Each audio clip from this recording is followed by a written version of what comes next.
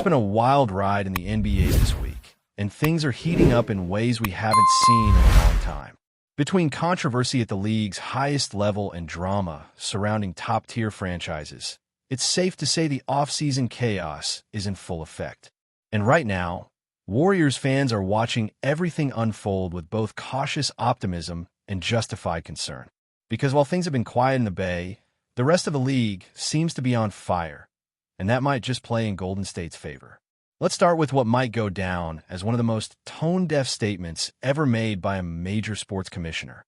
Adam Silver, in a moment of either incredible honesty or complete disconnect, basically told fans that if they can't afford to pay for 5 different subscription services to watch NBA games, they should just stick to highlights on social media.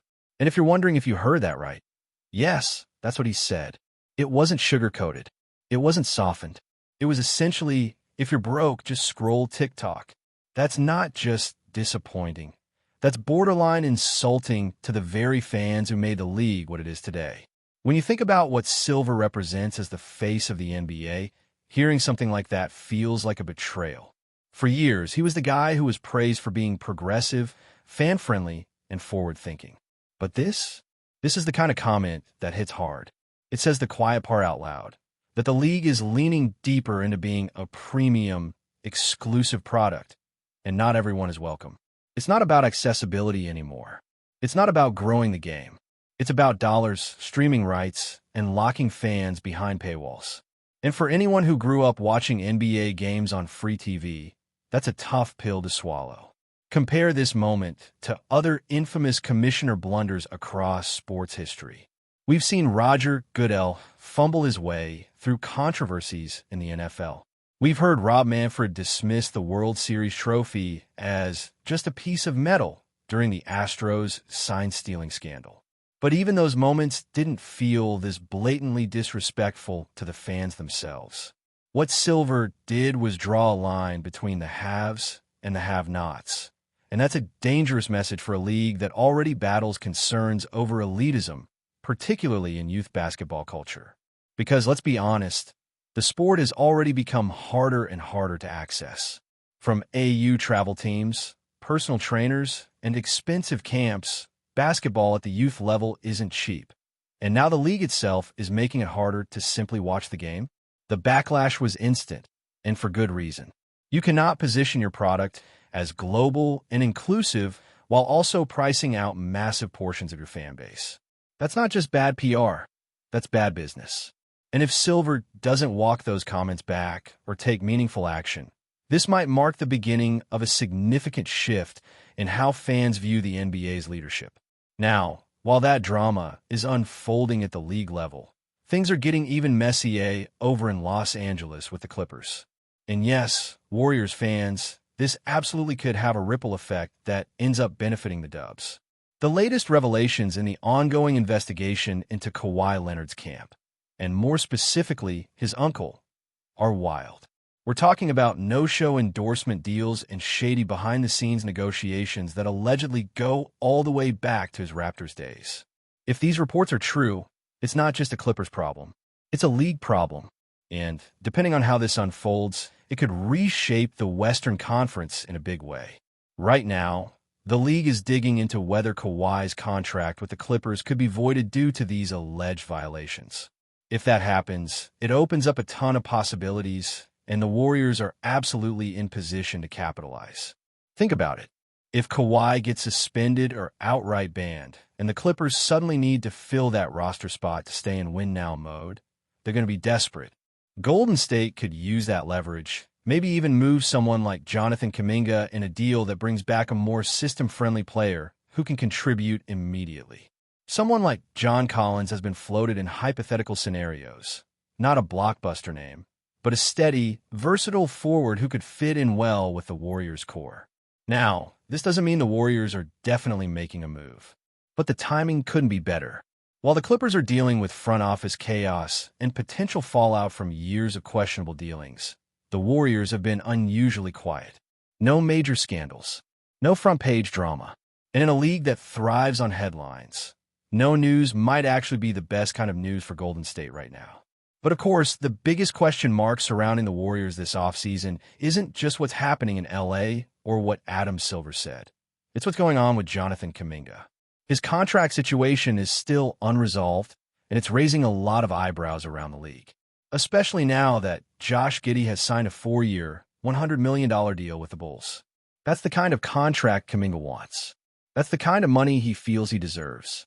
And honestly, on a surface level, you can see where he's coming from. Both players are young. Both have upside. Both were lottery picks. So what's the difference? Well, here's where the conversation gets a bit more nuanced. Josh Giddey is a 6'8" point forward who can run an offense, create for others, rebound, and score in a variety of ways. He's a connector, a floor general. And in today's NBA, that kind of skill set is incredibly valuable. Jonathan Kuminga, on the other hand, is an athletic wing with insane physical tools, but he's still more of a project. He can score in isolation. He can drive to the rim. He can rebound. But he's not a playmaker in the traditional sense. He needs to be set up. He's not the guy running the offense. He's the guy finishing the play. And that's a huge difference when it comes to contract negotiations. What makes this even more complicated is the fact that a Warriors legend, none other than Tim Hardaway, has weighed in on the situation. And according to him, the team just doesn't feel entirely comfortable with Kuminga. Not because he's a bad player, but because he doesn't fit the system the way they'd hoped. Hardaway even suggested Kuminga might be better off taking the 1-year qualifying offer, betting on himself, and hitting unrestricted free agency next year with a bigger role and more proof of what he can do. That's a risky move, but might be his best shot at securing the bag long term. Of course, if he takes that route, he'll need to explode next season. He'll need to come out swinging, show improved shooting, better decision-making, and a real commitment to defense. He'll have to prove he could be a most improved player candidate, or at least someone worth a long-term investment. Because right now, the perception around the league is that Kuminga's market isn't as hot as he might think. And if he plays it wrong, he could find himself stuck in limbo again next summer. The bottom line is this. The Warriors are sitting in a position of patience and power. While teams around the league are making headlines for all the wrong reasons, Golden State is holding steady. They're watching the chaos, evaluating opportunities, and staying ready. Whether it's moving Kuminga in a smart trade, capitalizing on the Clippers' mess, or just letting things play out and developing from within, they have options. And in a summer full of bad press and even worse decisions, having options is everything. What's fascinating about the current landscape is that, for the first time in a while, the Warriors might benefit from simply doing nothing.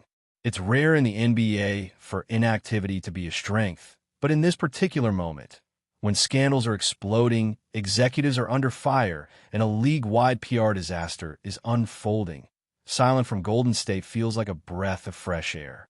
While everyone else is scrambling to put out fires, the Warriors are quietly assessing, planning, and waiting for the right time to make a move, if they even need to. Now, back to Kuminga, because the situation is more than just a contract negotiation. It's becoming a test case for how the Warriors handle development versus expectation. They've been down this road before. Remember when James Wiseman was labeled the next big thing? That experiment didn't pan out the way the team hoped, and it forced the front office to ask some hard questions about how to balance championship contention with young talent development. Kuminga, unlike Wiseman, has shown flashes of serious potential. There were stretches last season where he looked like the best athlete on the floor. But potential only takes you so far. The clock is ticking, and Golden State needs to decide whether he's part of the future or just a trade asset with high upside. What complicates everything is that Kuminga clearly sees himself as a star. And maybe he's right. Maybe in the right system, with the right usage, he can flourish. But he's not in that system right now. The Warriors' style of play demands IQ, patience, spacing, and quick decisions. It's a read-and-react offense built around movement, timing, and unselfishness. It's not built for isolation scorers or guys who need the ball in their hands for extended periods. And that's the dilemma with Kuminga. He's not bad at what he does, but what he does might not be what this system needs. If the Warriors were a rebuilding team, the answer would be simple. Give him the minutes, let him figure it out, and live with the mistakes. But they're not rebuilding. They're trying to squeeze the last drops of greatness from Steph Curry's prime. Every possession matters. Every rotation decision matters. So the question becomes, can you afford to wait for Kuminga to grow into the player he wants to be when your window to win another title is closing fast? There's also a broader issue looming in the background, and that's how the league itself will respond to everything happening in Los Angeles. If the Clippers are found guilty of violating salary cap rules or bypassing official endorsement protocols, the fallout could be massive. We're talking fines, suspensions, contract voids, and possibly even the kind of structural rule changes that impact how teams operate moving forward. And here's the thing. If the league decides to go scorched earth on this, they won't just look at the Clippers. They'll start pulling receipts on every team. That includes the Warriors. Now, is there any indication that Golden State has done anything shady? No. But in moments like these, the league tends to overcorrect. If the league starts reviewing player endorsements, team-sponsored partnerships, or backdoor negotiations, then teams like the Warriors, who've been aggressive in using every available resource to stay competitive, could find themselves under the microscope. Think about all the ways Joe Lacob has tried to build a competitive edge, from high-end facilities to unique player branding opportunities. None of that is illegal, but in this climate, everything's going to be looked at with extra scrutiny. And that's another reason why keeping a low profile is so important right now. The Warriors don't need to jump into the trade market recklessly. They don't need to issue bold statements. They need to stay the course, continue internal evaluations, and let the chaos unfold around them. Because while the Clippers deal with Kawhi's uncle reportedly trying to broker fake endorsement deals, and while the league deals with the PR disaster of its own commissioner alienating lower-income fans, Golden State just needs to be ready. Ready to strike if a deal falls into their lap, and ready to defend their own house if the spotlight turns toward them. And let's be real, the spotlight always finds the Warriors eventually. Whether it's because of their dynastic run, their polarizing style of play, or the star power of Steph Curry, this franchise lives under the microscope. So they have to be cleaner than clean, smarter than the rest, and more prepared for what's coming. Because this season isn't going to be about just what happens on the court. It's about navigating the noise off the court, and no team is more experienced at that than Golden State. That alienates a massive portion of the fan base, because it's not just about being able to afford league pass. It's about the idea that the league is fine with leaving people behind, as long as the money keeps rolling in. And for a sport that draws its roots from inner-city playgrounds, public parks, and community gyms, turning into an elitist product is not just disappointing. It's ironic. The same game that gave kids from nothing a shot at everything is now telling those same kids they'll have to settle for 15-second clips on TikTok.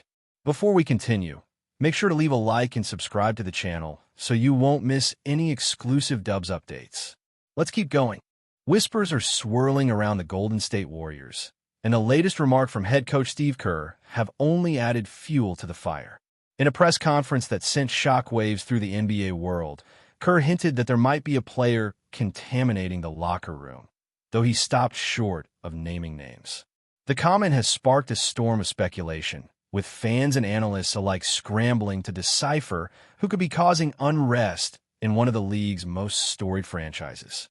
The Warriors, who have been struggling to find consistent rhythm this season, are no strangers to locker room drama.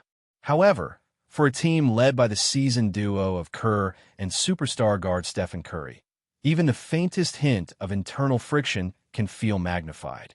Sources close to the team have suggested that tensions have been simmering for weeks, with disagreements over roles, minutes, and strategy reportedly creating an uncomfortable atmosphere behind closed doors. Kerr's carefully worded statement seemed to acknowledge the problem without pointing fingers directly, a move that insiders interpret as a warning shot. We have a great group of players, but there are always challenges in any team, Kerr said. Sometimes dynamics shift, and it's my job to keep everyone aligned.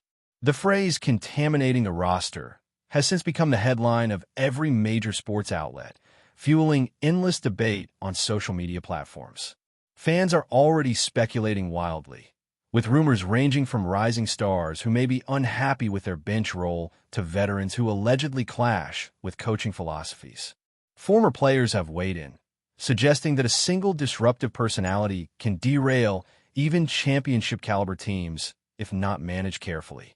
Meanwhile, Warriors insiders are reportedly doubling down on team meetings and one-on-one conversations, trying to isolate the source of tension before it morphs into something more serious. Whether this is a temporary bump in the road or the start of a full-blown locker room crisis remains to be seen. But one thing is clear. Steve Kerr's cryptic comment has set the rumor mill into overdrive, and NBA fans around the globe are eagerly watching for any signs of drama that could impact the Warriors' quest for another championship. Stay updated exclusively with the latest Dub Nation news. Subscribe to our channel and hit the like button to keep getting daily updates on the Warriors. Don't forget to share your thoughts in the comments. Your input is essential for the Dubs community. Stay tuned for the next video.